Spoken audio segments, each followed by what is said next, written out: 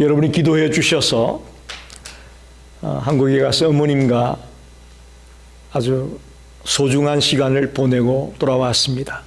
너무나 감사합니다. 여러분의 기도와 사랑이 잘 다녀올 수 있도록 인도해 주신 줄 믿습니다.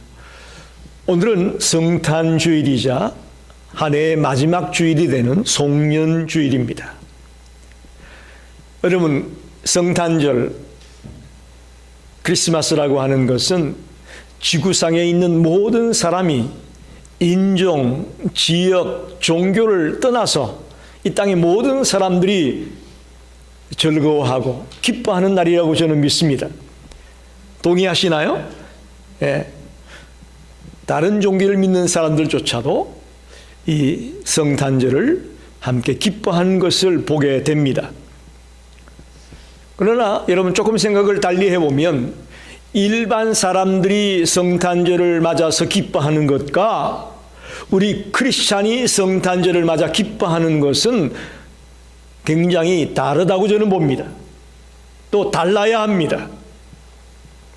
우리가 일반인들이 성탄을 맞아서 생각하는 것, 또 느끼는 것, 그것만 느끼고 있다면 그건 잘못입니다. 우리 크리스찬에게 있어서 성탄은 매우 특별하고 매우 소중한 것입니다. 크리스찬 저널이라는 신문에 보게 되면 크리스마스 하면 생각나는 것이 무엇이냐라는 설문조사를 했습니다. 크리스마스 하면 생각나는 게 뭐냐? 넘버원이 뭐냐 하면 33%의 사람들이 이걸 생각했는데 크리스마스 캐럴입니다. 징글벨, 화이트 크리스마스, 이런 크리스마스 캐럴이 크리스마스라면 제일 먼저 생각이 난다는 거예요. 33%. 두 번째는 산타클로스와 선물입니다. 이게 22%. 성탄절 하면 산타클로스와 선물 생각한다는 거죠. 세 번째는 크리스마스 파티입니다. 21%의 사람들이 성탄절 하게 되면 파티 여는 걸 생각한다는 거예요. 그 다음에 이제 네 번째가 예수님을 생각합니다. 17%. 겨우 17%의 사람들만 성탄절에 예수님을 생각한다는 거예요. 그 다음에 다섯 번째는 크리스마스 영화, 크리스마스에 관한 연극, 이런 것들을 생각한다. 이게 한 7%의 사람들이 이게 생각난다고 얘기했습니다. 그리고 기타가 1%입니다. 여러분, 정작 성탄의 주인공인 예수님이 생각나야 될 텐데 일반 사람들은 예수님보다는 다른 것들이 먼저 생각난다는 것을 잘 보여주고 있다고 봅니다. 오늘 본문에 밤중에 목자들이 양떼를 돌보고 있는데 천사가 나타나서 그 양떼들에게 말씀을 전해줍니다. 오늘 이 동네에 너희를 위하여 구주가 났다. 구주가 났다. 그리스도 주다. 라는 놀라운 소식을 전해주고 있습니다. 근데 이 말씀을 하기 전에 큰 기쁨의 좋은 소식이 너희에게 있을 것이다. 큰 기쁨의 소식이 너희에게 있다. 그렇게 말하죠. 10절에는 큰 기쁨의 좋은 소식이고 11절에는 그 기쁨의 소식이 뭐냐? 그리스도 예수가 이 땅에 나시는 것이다. 그렇게 말합니다. 여러분, 왜 예수님이 태어나는 것이 큰 기쁨의 소식일까요? 왜 우리에게 좋은 소식이 되고 기쁜 소식이 될까요? 한번 생각해 보셨나요? 오늘 그 문제를 같이 생각하면서 은혜를 나누고 싶습니다. 왜 도대체 예수님이 태어난 것이 기쁨이냐? 첫째, 성탄은 죄로부터의 구원을 가져다 주기 때문에 기쁩니다. 할렐루야. 성탄이, 예수님의 탄생이 죄로부터 구원을 가져다 주기 때문에 기쁜 날입니다.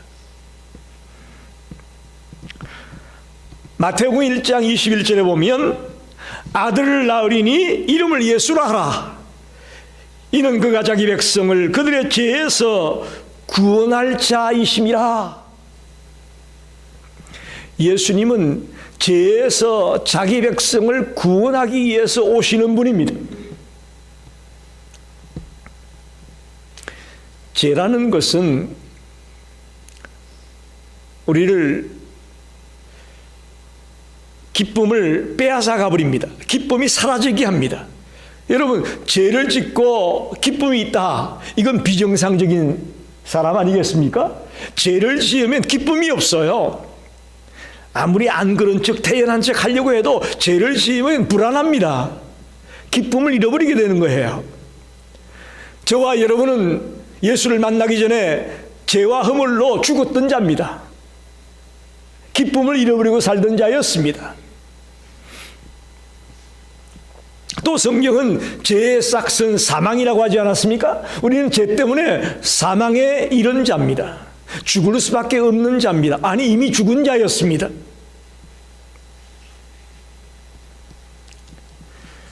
특별히 성경에 많은 인물들이 나오는데 특별히 죄 문제를 얘기할 때에 우리는 다윗의 예를 듭니다. 다윗은 정말 하나님이 귀하게 여겼던 인물이죠. 그런 다윗도 죄를 지었습니다. 여러분이 잘 알다시피 밧세바와 불륜을 일으킴으로 말미암아 그가 엄청난 죄악의 자리에 들어갔음을 성경에서 잘 설명하고 있습니다. 다시 말하면 다윗은 밧세바 사건 이후에 1년이 넘도록 엄청난 기쁨을 잃어버린 고통의 시간을 보내었다고 성경은 말합니다. 밧세바가 낳은 아이가 태어난 지 일주일 만에 죽기까지 다윗은 사는 게 아니었습니다. 죄가 그런 거예요. 죄가 우리를 그렇게 만드는 거예요. 그는 왕이지만 왕권도 잃어버렸고 명예도 잃어버렸고 죄를 지음으로 말하면 모든 것을 잃어버리는 시간을 보내었습니다. 그때 나단 선지자가 찾아와서 바로 당신이 그 사람입니다 라고 지적했을 때에 다윗은 더 이상 숨기고 감출 수가 없었습니다. 계속 숨기고 감추고 있다가는 자기가 죽게 생겼어요. 그래서 자기가 잘못되었다는 것을 드러내고 고백하고 용서를 구하게 되는 그런 자리에 들어가는 것을 성경에 기록하고 있습니다. 다시 말하면 죄를 숨기고 감추어서 고통당하는 것보다 나 죄인이야, 나 이런 사람이야 라고 드러내고 용서받는 것이 낫다고 생각을 했다라는 거죠.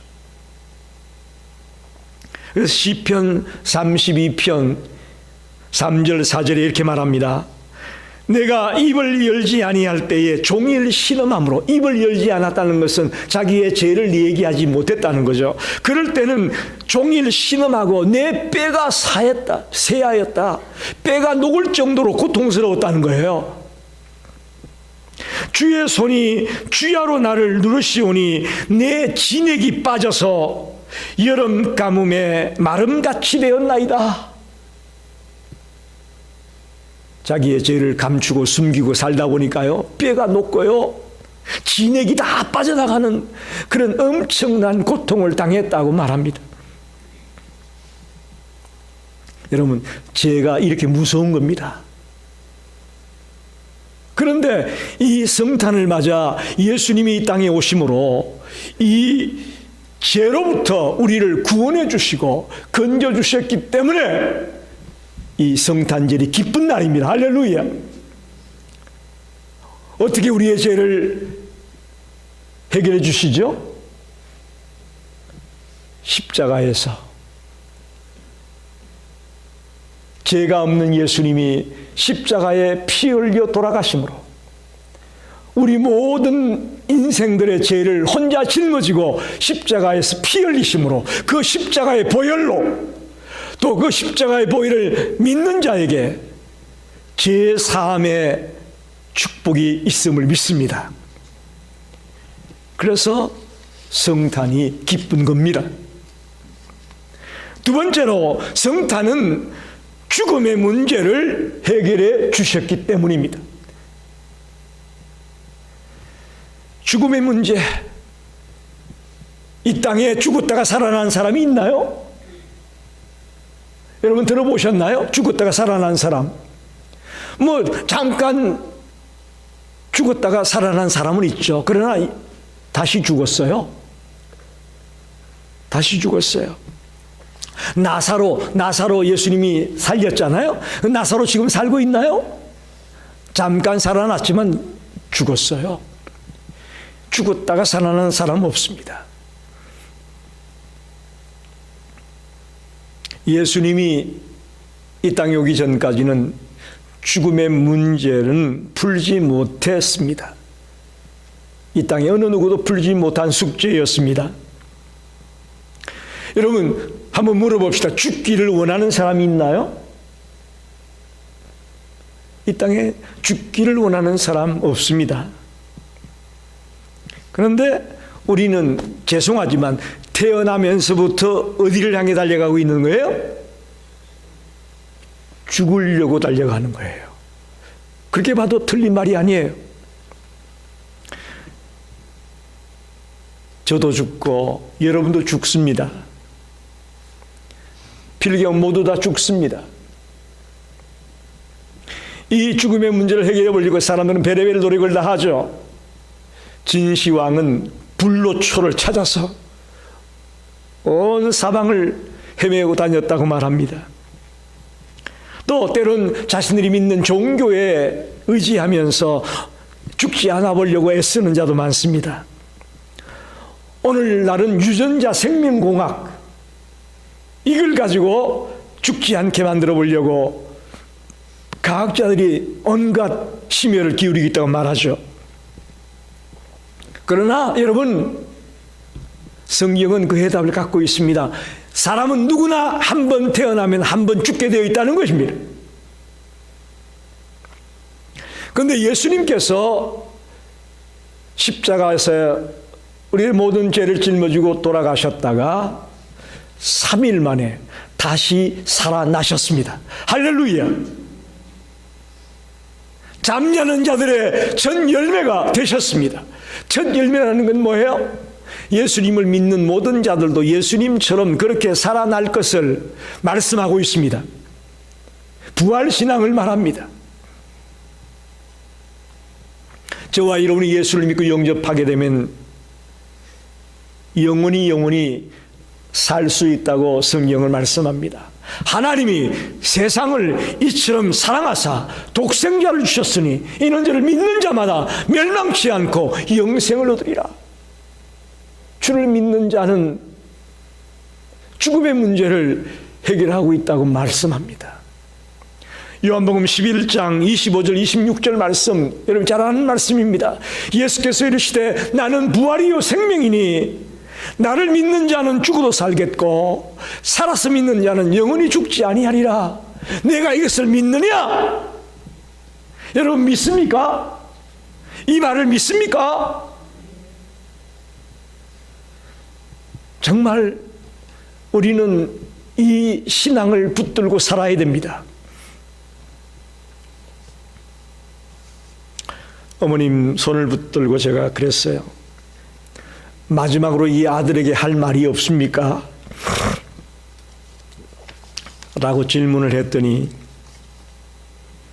한참을 머뭇거리시더니 건강하고 잘 살아라 그러면서 하나님 나라에서 만나자. 할렐루야, 할렐루야.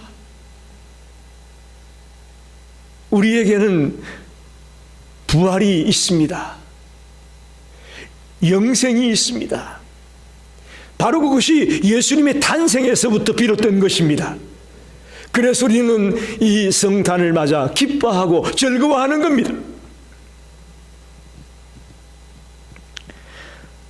마지막으로 성탄은 주님이 우리와 함께 계시는 임마누엘이기 때문에 그렇습니다. 그래서 우리는 기쁩니다. 여러분, 주님이 여러분과 함께 계십니다. 그게 축복입니다. 그게 우리에게 엄청난 기쁨이요 힘의 원동력입니다.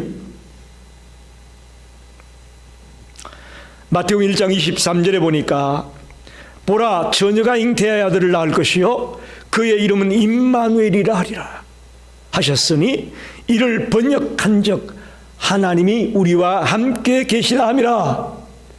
임마누엘이 무슨 뜻이라고요? 하나님이 우리와 함께 계시다, 그런 말이에요.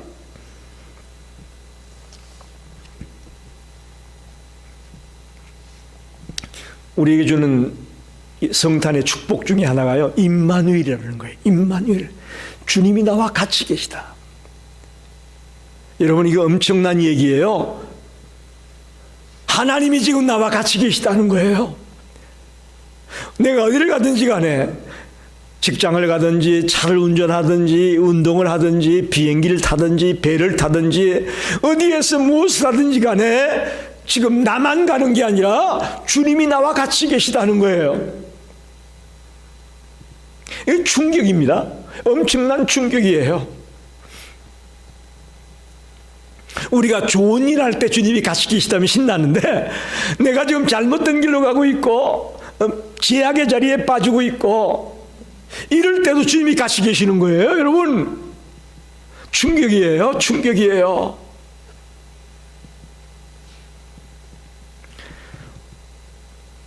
이번 성탄을 맞아서 우리가 어디를 가든지 간에 주님이 임마누엘로 나와 같이 있다는 것을 믿고 사시기를 바랍니다. 에덴 동산에서 인간이 하나님과의 계약을 어겼죠. 선악과를 따먹음으로 계약을 어겼습니다. 그래서 그들이 어떻게 됩니까? 에덴 동산에서 쫓겨나게 되죠. 임마누엘의 삶을 에덴 동산에서 살다가 죄를 짓게 되면서 떠나게 됩니다. 임마누엘이 깨지고 만 거예요. 여러분, 구원이 뭘까요? 구원이 임마누엘이 구원입니다. 할렐루야. 주님이 나와 같이 있는 게 구원이에요. 뭐 여러 가지 복잡하게 설명할 것도 없어요. 구원이 뭐냐? 하나님이 나와 함께 있는 거예요. 이게 구원이에요. 그런데 우리가 죄를 짓고 우리가 잘못된 길로 빠지게 되면 주님과의 관계가 단절되고 멀어질 수 있다는 거죠. 이사야 55장 1절에 보면 오라 너희 목마른 자들아 물로 나오라, 돈 없는 자도 오라, 너희는 와서 사 먹되 돈 없이 값 없이 와서 포도주와 젖을 사라. 주님께 나오기를 원합니다. 주님과 함께하는 자가 되기에 주님을 찾아 주께로 돌아오는 자가 되기를 바랍니다. 돈 없이 값 없이 와서 포도주와 젖을 사라고 말합니다. 죄를 짓게 되면 하나님과 우리의 관계가 단절되고 멀어질 수밖에 없습니다. 에덴 동산에서 쫓겨난 아담과 하와를 기억하십시오. 조금 전에 설명한 다윗도 범죄함으로 그가 1년이 넘도록 뼈가 녹고 진액이 빠져나가는 것 같은 그런 고통 속에 살았다고 말하지 않았습니까? 그러나 주님을 영접하고 임마누엘이 되는 그 순간부터 우리의 삶은 180도로 달라집니다. 할렐루야. 그런 엄청난 고통과 아픔과 괴로움에 있던 인생이 주님을 만나게 되고 임마누엘이 되게 되면 완전히 새로운 인생이 되는 겁니다. 누가복음 1장 38절에 마리아가 이렇게 고백합니다. 주의 계집종이오니 당신의 말씀대로 내게 이루어지이다. 여러분, 이게 무슨 얘기예요? 정식으로 결혼도 안 했는데 아이를 뵌다는데 이거는 자기에게 엄청난 고통이 따르고 엄청난 수치와 모욕이 따르는 그런 얘기예요. 그럼에도 불구하고 그가 주의 계집종이오니 당신의 말씀대로 이루어지기 원합니다. 이건 뭐예요? 임마누엘의 경험을 했기 때문이에요. 여러분, 마리아가 임마누엘의 경험을 하게 되니까 두려운 게 없는 거예요. 주님이 함께 하시니 무서울 것이 없는 것이죠. 그래서 주의 계집종이 오니 주의 말씀대로 되기 원합니다. 이 고백이 나오는 거예요. 여러분, 우리도 마찬가지입니다. 주님과 단결된 인생이 되지 말고 임마누엘의 자리에 들어가서 정말 주님과 함께 모든 삶을 꾸려나가는 그런 성도가 되기를 간절히 소망합니다. 요한복음 14장 27절에 평안을 너희에게 끼치노니 곧 나의 평안을 너희에게 주노라. 내가 너희에게 주는 것은 세상이 주는 것과 같지 아니하니라. 너희는 마음에 근심하지도 말고 두려워하지도 말라. 여러분, 임마누엘이야말로 축복입니다. 우리는 일확천금을 갖게 되고 엄청나게 높은 자리에 올라가게 되고 뭔가 눈에 보이는 것들이 있어야 복 받았다 그렇게 말합니다. 그렇죠? 그런데 그런 복과 게임이 안 되는 복이 있습니다. 그게 바로 임마누엘의 복입니다. 할렐루야. 우리 크리스찬들이 이걸 모르는 것 같아서 좀 답답해요. 제가 눈에 보이는 세상적인 복보다는 비교도 안 되는 그런 엄청난 임마누엘의 복이 우리에게 있는데 우리가 그걸 못 느끼고 모르고 살고 있는 것이 참 답답하단 말입니다. 물론 우리가 예수 믿는다고 갑자기 부자가 되고 갑자기 암병이 싹 낫고 갑자기 좀 어렵고 힘들던 아이들이 막 앞길이 열려지고 그랬으면 생각하는데 그렇지 않을 때가 많습니다. 다시 말하면 주님이 함께 계시다고 해서 마법이 일어나지 않는다는 말이에요. 그러나 우리가 임마누엘의 신앙을 가지고 한 걸음 한 걸음 걸어 나가다 보면 우리 앞을 가로막고 있던 모든 것들이 한 끗불 한 끗불 한 끗불 벗어져 나갈 것을 믿습니다. 단번에 암병이 났고 단번에 출세길이 열리고 그런 일은 일어나지 않지만 임마누엘의 신앙을 가지고 달려가다 보면 우리 앞을 가로막고 있던 문제들이 하나씩 하나씩 벗겨지며 정말 하나님의 자녀다운 삶을 살아가게 되는 그런 순간이 우리에게 올 것을 믿습니다. 그런 믿음을 가지고 살아가기를 바랍니다. 마지막으로 시편 23편 4절 말씀 같이 한번 읽어봅시다. 시작. 내가 사망의 음침한 골짜기로 다닐지라도 해를 두려워하지 않을 것은 주께서 나와 함께 하심이라. 주의 지팡이와 막대기가 나를 안위하시나이다. 무슨 말입니까? 인생살이가 이렇게 힘들다는 거예요. 사망의 음침한 골짜기로 다니는 게 우리네 인생이에요. 이번에 한국에 나가서 신학교 동기들, 친구들을 좀 만나서 소식을 들어보니까 많은 친구들이 벌써 이 세상을 떠났어요. 여러분, 세상이 사망의 음침한 골짜기를 다니는 것과 같습니다. 이렇게 험난하고 어렵지만 하나님이 함께 계시기에 임마누엘이기에 이길 수 있음을 믿습니다. 주께서 나와 함께 하심이라 그러지 않았습니까? 이게 누구의 고백이에요? 다윗의 고백이에요. 아무리 힘들고 어려워도 내가 두려워하지 않는 것은 주님이 나와 함께 계시기 때문이다. 위대한 신앙의 선배인 다윗의 고백이 저와 여러분의 고백이 되기를 원합니다. 말씀을 정리합니다. 사랑하는 성도 여러분, 오늘 천사가 목자들에게 예수가 태어날 것이라고 기쁜 소식을 전했습니다. 이것은 그때 소리를 들은 목자들만 기쁜 것이 아니라 이 땅에 있는 모든 자들에게 엄청난 기쁨의 소식이었음을 믿습니다. 왜 이게 기쁨이냐? 왜 성탄이 예수의 탄생이 기쁨이냐? 죄로부터 구원을 말하고 있기 때문입니다. 예수님이 땅에 오신 것은 우리를 죄로부터 건져주기 위해서 오셨습니다. 두 번째로 예수님은 우리를 죽음으로부터 건져내려고 오셨습니다. 부활의 첫 열매가 되기 위해 오셨단 말이에요. 그리고 성탄은 주님이 우리와 함께 있다고 하는 임마누엘이기 때문에 기쁨의 날입니다.